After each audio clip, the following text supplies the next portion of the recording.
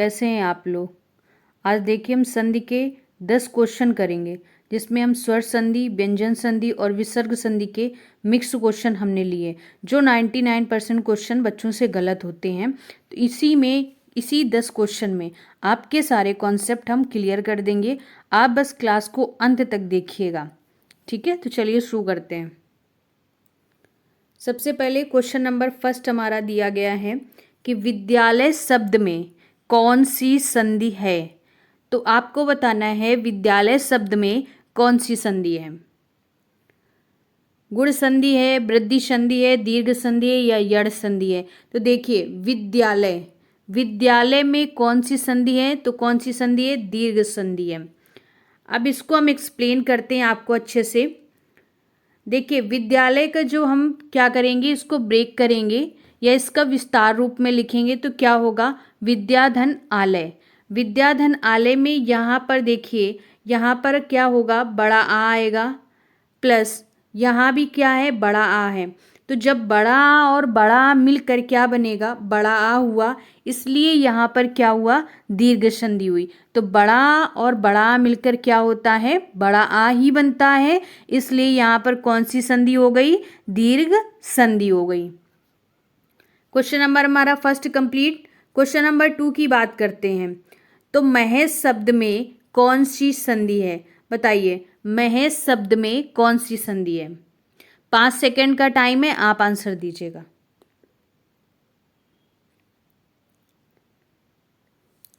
क्या लिखा है, महेश।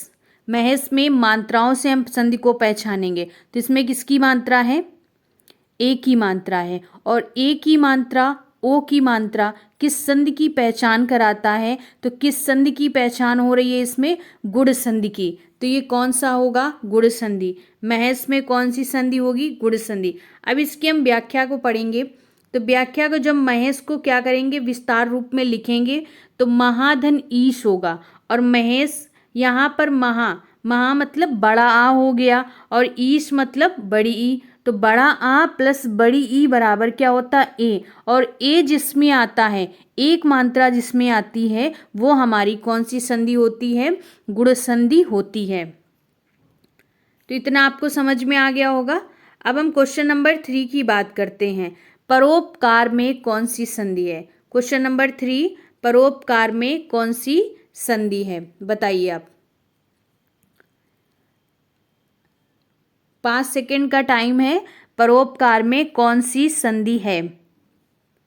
तो देखिए इसमें कितनी मात्रा है, एक मात्रा।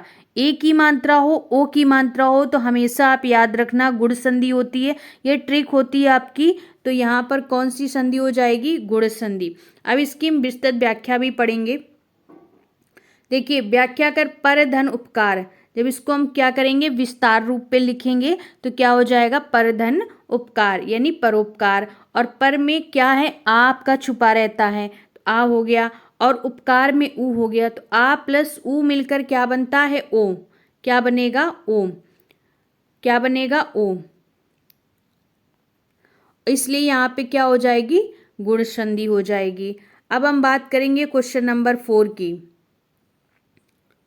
सदैव का सही विच्छेद क्या है।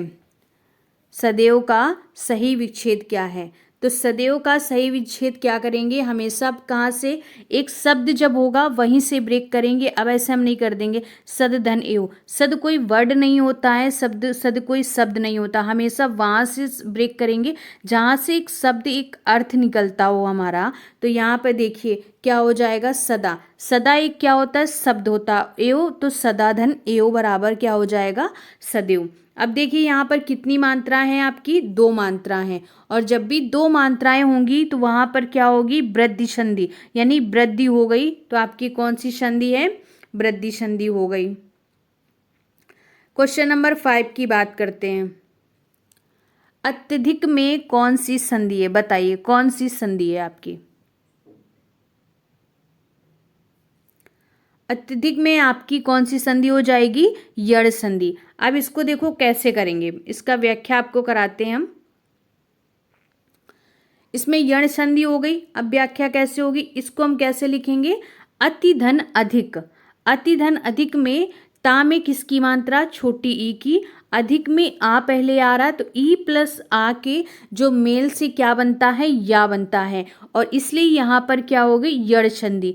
तो अत्यधिक को जब भी आपको शब्द आधे मिलेंगे, जैसे अत्यधिक में ता मिला आधा आपको, तो आप समझ जाइएगा कि वहाँ कौन सी संधि है, यण संधि होती है। क्वेश्चन नंबर 6 की बात करते हैं। नरेंद्र का सही विच्छेद क्या है?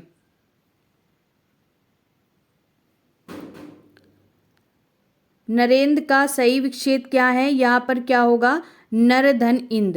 क्या होगा, नर धन इंद। अब इसकी हम व्याख्या करेंगे। नर धन इंद नरेंद्र, आ प्लस ई, ए बनेगा, इसलिए यहाँ पर क्या होगा, गुण संधि होगा। और नरेंद्र का सही विच्छेद क्या होगा, गुण संधि। एक मात्रा तो गुण संधि होगा, दो मात्राएं तो वृद्धि संधि। क्वेश्चन नंबर 7, सज्जन में कौन सी संधि है, बताइए।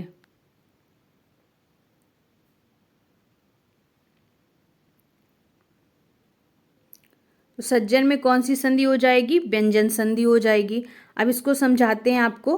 व्यंजन संधि देखिए, इसको जब हम विस्तार रूप में लिखेंगे या ब्रेक करेंगे तो सत हमारा क्या, एक शब्द निकलेगा प्लस जन, तो सज्जन हो जाएगा। और व्यंजनों के मेल से जो परिवर्तन हुआ है, इसीलिए यहाँ पर क्या बनती, व्यंजन संधि बनती है। ता प्लस जा मिलकर क्या बनते हैं, एक जा और पूरा जा बनेगा। तो व्यंजनों के मेल से जो परिवर्तन हुआ है उसे हम क्या कहेंगे, व्यंजन संधि।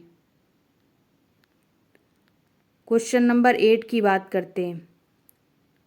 मनोरथ में कौन सी संधि है?